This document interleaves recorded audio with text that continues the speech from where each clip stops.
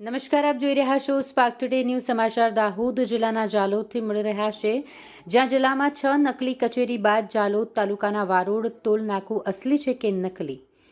અનેક સવાલો ઊભા થઈ રહ્યા છે. જાલોદ વરોડ ટોલનાકું નકલી હોવાના આક્ષેપ સાથે ટોલ બૂથ ખાતે 6 દિવસ ધરણા પર બેઠેલા આદિવાસીની મુલાકાત લેતા દાહોદ જિલ્લાના રાજકીય નેતાઓ. દાહોદ જિલ્લામાં 6 નકલી કચેરી બાદ નકલી ટોલનાકું હોવાના આક્ષેપો સાથે આદિવાસી એક્ટિવિસ્ટો 6 દિવસથી ધરણા પર ઉતર્યા છે. રાજસ્થાનનું ટોલનાકું ગુજરાતમાં કેવી રીતે લાવી કરોડો રૂપિયાનું ઉઘરાવાતું આ ટોલનાકું બંધ કરાવવા માટે ધરણા પર ઉતર્યા છે.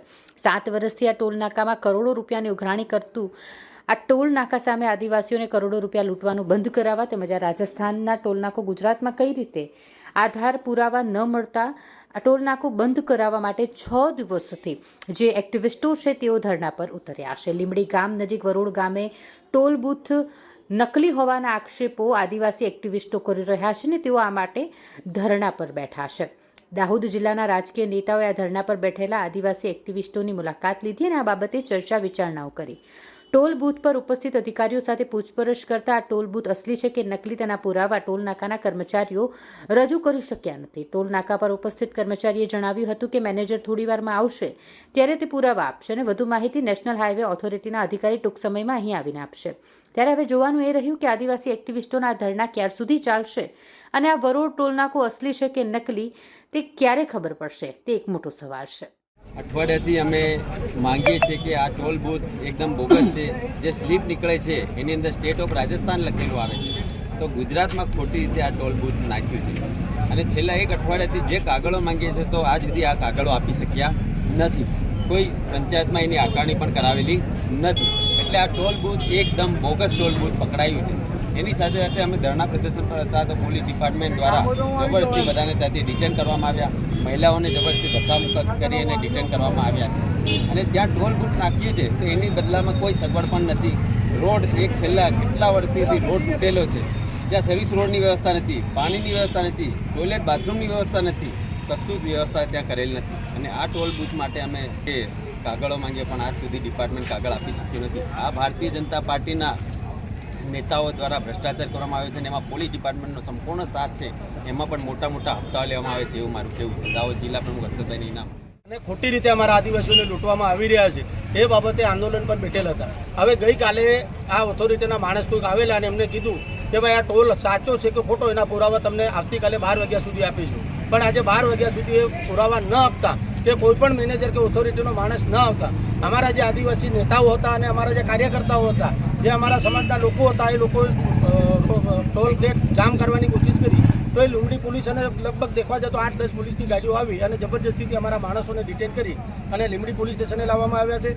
અને જે અમારી બહેનો હતી એ બહેનોને ખરેખર જો ડિટેન કરવી હોય તો મહિલા પોલીસની જરૂર પડે, પરંતુ જે સરકારના દબાણ વશ આવી અને એ બહેનોને પણ પોલીસ જેન્ટ્સ પોલીસ દ્વારા ધક્કામુક્કી કરીને લીંબડી પોલીસ સ્ટેશને લાવી ડિટેન કરવામાં આવેલ છે. અમારી સરકારજી પાસે એક જ માંગ હતી કે ભાઈ આખા ગુજરાતમાં તમે જ્યારે જે પણ ટોલગેટ છે ત્યાં સર્વિસ રોડ આપવામાં આવેલ છે, તો જાલોદનો લીંબડી ટોલગેટ જ કેમ? અમે આદિવાસી છીએ એટલે અમને આ ટોલગેટ પર સર્વિસ રોડ આપવામાં નથી આવતો. બીજી વાત, ત્યાં જે રસ્તાઓ છે, રસ્તાની હાલત તમે દેખો, છેક દાહોદ સતી તોરલથી લગીને ધાવડિયા સુધી આખો રોડ તૂટેલો છે. આ લોકો અમારી પાસેથી ટોલ લે છે તો અમને તમામ પ્રકારની સુવિધાઓ મળવી જોઈએ, પણ સુવિધા નામે મીંડું છે. આ લોકોએ જે જૂનો રોડ હતો એના પર ખાલી લીંબડી ખેડાથી તાંડી સુધી અને લીંબડી ITIથી ધાવડિયા સુધી ખાલી બાયપાસ રસ્તો બનાવી અને અમારી પાસે આજે 2018થી લઈને આજ સુધી અમારા આદિવાસીઓ પાસેથી કરોડોનો ટેક્સ આ લોકોએ ઉઘરાવી લીધો છે. અને બીજી વસ્તુ આપણે કહેવા જઈએ કે નજીક જે ટોલની આજુબાજુ 3 ગ્રામ પંચાયત છે, લીંબડી આવે છે, તાંડી અને નિમે વરોડ. તો ખરેખર આપણે એક સામાન્ય મકાન નાનામાં નાનું બનાવીએ કે મોટું બનાવીએ એની આકારણી થતી હોય છે, પરંતુ આ ટોલની કોઈ પણ આકારણી નિમે વરોડ પર ગ્રામ પંચાયતમાં નથી.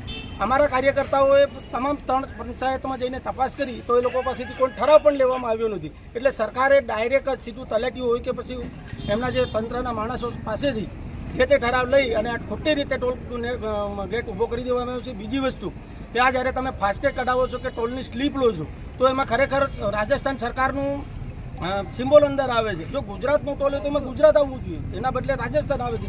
એટલે એ પરથી લોકમુખે એક ચર્ચા થઈ રહી છે કે ખરેખર જે ટોલ લીંબડીમાં બનાવવામાં આવ્યું છે એ ખરેખર રાજસ્થાનમાં બનવાનું હતું, પરંતુ આ નકલી કચેરીઓ, નકલી શિક્ષકો, નકલી અધિકારીઓ અને તેવી જ રીતે આ નકલી ટોલ ગેટ પણ લીંબડીમાં બનાવવામાં આવ્યું હોય એવું લોકમુખે ચર્ચાના હિસાબે અમે સ્વીકારી રહ્યા છીએ અને પોલીસ જે દમન ગુજારી રહી છે એ પરથી સાબિત થાય છે કે ઉપરના નેતાઓ અને તંત્રના દબાણથી જે અમારું આજે આંદોલન હતું એ આંદોલનને કચડી એમના જે અમારો ટેન્ટ તંબુ હતા એને પણ તોડીને પોલીસ સ્ટેશન લઈ આવવામાં આવ્યા છે, જે બાઇકો અને વાહનો હતા એમને પણ પોલીસ સ્ટેશન લઈ આવવામાં આવ્યા છે.